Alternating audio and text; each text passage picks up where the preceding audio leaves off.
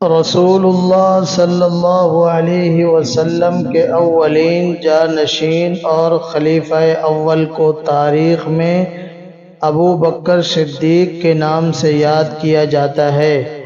ابو بکر ان کی کنیت تھی، جبکہ صدیق لقب تھا۔ اصل نام عبداللہ تھا۔ اسلام سے قبل ان کا نام عبد القعبہ تھا۔ قبول اسلام کے بعد خود رسول اللہ صلی اللہ علیہ وسلم نے ان کا نام عبد القعبہ سے تبدیل کر کے عبداللہ رکھ دیا تھا۔ بچپن سے ہی عتیق کے لقب سے بھی مشہور تھے، جبکہ قبول اسلام کے بعد مزید یہ کہ ایک موقع پر رسول اللہ صلی اللہ علیہ وسلم نے انہیں مخاطب کرتے ہوئے یہ خوشخبری سنائی تھی، انت عتیق اللہ من النار، یعنی آپ اللہ کی طرف سے جہنم کی آگ سے آزاد کردہ ہیں۔ البتہ بعد میں عتیق کی بجائے ہمیشہ کے لیے صدیق کے لقب سے مشہور ہو گئے۔ حضرت ابو بکر صدیق رضی اللہ تعالی عنہ مکی تھے، قریشی تھے، مہاجر تھے۔ قبیلہ قریش کے معزز خاندان بنو تیم سے ان کا تعلق تھا، جو مکہ کے مشہور محلہ مسفلہ میں آباد تھا۔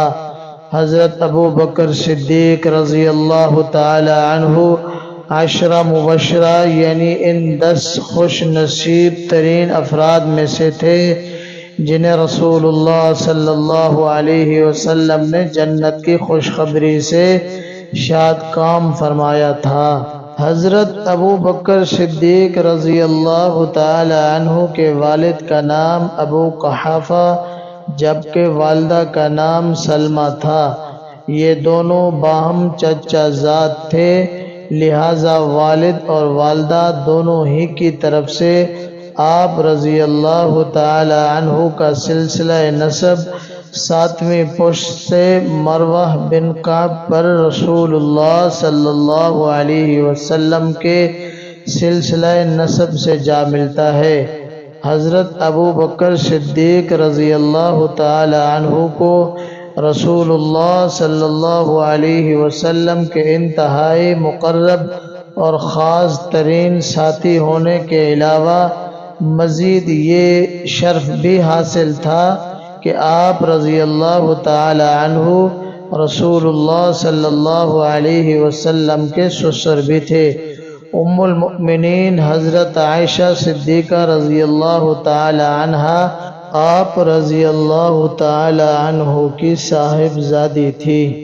حضرت ابو بکر صدیق رضی اللہ تعالی عنہ کو یہ خاص شرف اور اعزاز بھی حاصل تھا کہ ان کے خاندان میں مسلسل 4 نسلوں کو رسول اللہ صلی اللہ علیہ وسلم کی صحبت و معیت کا شرف نصیب ہوا۔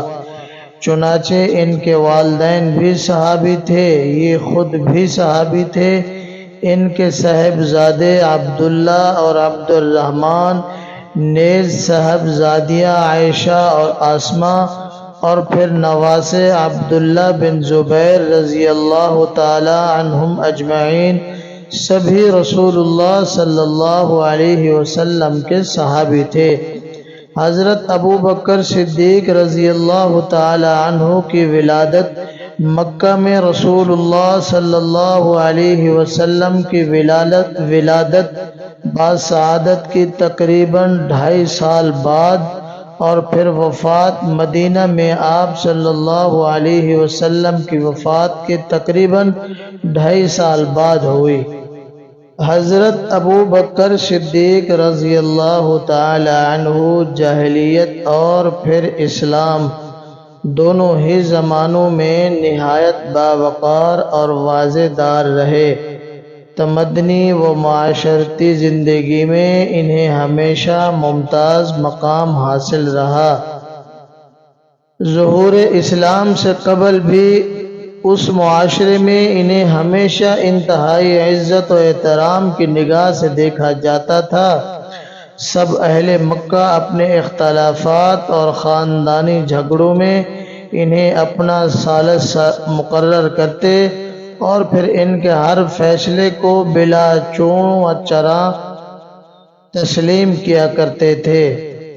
رسول اللہ صلی اللہ علیہ وسلم کو جب اللہ سبحانہ و تعالی کی طرف سے نبوت عطا کی گئی اور آپ صلی اللہ علیہ وسلم نے اعلان نبوت فرمایا، تب آپ صلی اللہ علیہ وسلم کی اہلیہ محترمہ ام المؤمنین حضرت خدیجہ رضی اللہ تعالی عنہا و دیگر افراد خانہ کے بعد سب سے پہلے حضرت ابو بکر صدیق رضی اللہ تعالی عنہ نے دین اسلام قبول کیا۔ آپ صلی اللہ علیہ وسلم کی مکمل تصدیق کی اور اس موقع پر کوئی دلیل یا معجزہ نہیں مانگا۔ حضرت ابو بکر صدیق رضی اللہ تعالی عنہ کا ظہور اسلام سے قبل ہی رسول اللہ صلی اللہ علیہ وسلم کے ساتھ بہت گہرا تعلق تھا۔ دونوں میں بہت قربتیں تھیں اور ایک دوسرے کے گھر آمد و رفت کا سلسلہ رہتا تھا۔ حضرت ابو بکر صدیق رضی اللہ تعالی عنہ کی ذاتی ملکیت میں قبول اسلام کے وقت نقد 40,000 درہم تھے۔ قبول اسلام کے بعد انہوں نے اپنی یہ کل پونجی رسول اللہ صلی اللہ علیہ وسلم کی خدمت اور دین اسلام کی نشر و اشاعت میں صرف کر دی۔ دین اسلام کے ابتدائی دور میں متعدد ایسے افراد جو کہ غلامی کی زنجیروں میں جکڑے ہوئے تھے اور دین اسلام قبول کر لینے کی وجہ سے اپنے مشرک آقاؤں کے ہاتھوں بدترین عذاب اور سختیاں جھیلنے پر مجبور تھے، انہیں حضرت ابو بکر صدیق رضی اللہ تعالی عنہ نے اپنی جیب خاص سے نقد رقم ادا کر کے ان کے مشرک آقاؤں سے خرید لیا اور پھر اللہ کی خوشنودی کی خاطر انہیں آزاد کر دیا۔ قرآن کریم میں درج ذیل آیت میں اسی بات کی طرف اشارہ کیا گیا ہے۔ بسم اللہ الرحمن الرحیم وَسَيُجَنَّبُهَا الْأَتْقَى الَّذِي يُؤْتِي مَالَهُ يَتَزَكَّى وَمَا لِأَحَدٍ عِندَهُ مِن نِّعْمَةٍ تُجْزَى إِلَّا ابْتِغَاءَ وَجْهِ رَبِّهِ الْأَعْلَى وَلَسَوْفَ يَرْضَى۔ ترجمہ: اور ایسا شخص اس جہنم سے دور رکھا جائے گا جو بڑا پرہیزگار ہوگا، جو پاکی حاصل کرنے کے لیے اپنا مال دیتا ہے، کسی کا اس پر کوئی احسان نہیں کہ جس کا بدلہ دیا جا رہا ہو، بلکہ صرف اپنے پروردگار و بزرگ و بلند کی رضا چاہنے کے لیے۔ یقیناً وہ اللہ عن قریب راضی ہو جائے گا۔ مفسرین کے بقول اس آیت کا مفہوم اگرچہ عام ہے، یعنی جو کوئی بھی محض اللہ کی رضا مندی خوشنودی کی خاطر اپنا مال خرچ کرے گا وہ جہنم کی آگ سے محفوظ رہے گا۔ البتہ بطور خاص اس سے حضرت ابو بکر صدیق رضی اللہ تعالی عنہ کی طرف سے اشارہ بھی مقصود ہے۔ حضرت ابو بکر صدیق رضی اللہ تعالی عنہ کا اس معاشرے میں کافی اثر و رسوخ تھا اور حلقہ احباب بھی کافی وسیع تھا، لہذا انہیں اللہ کی طرف سے ہدایت کی شکل میں جو خیر نصیب ہوئی تھی اسے انہوں نے خود اپنی ذات تک محدود رکھنے کی بجائے اس اثر رسوخ سے فائدہ اٹھاتے ہوئے دوسروں تک پہنچانے کی کوشش بھی نہایت سرگرمی اور جذبے کے ساتھ شروع کر دی۔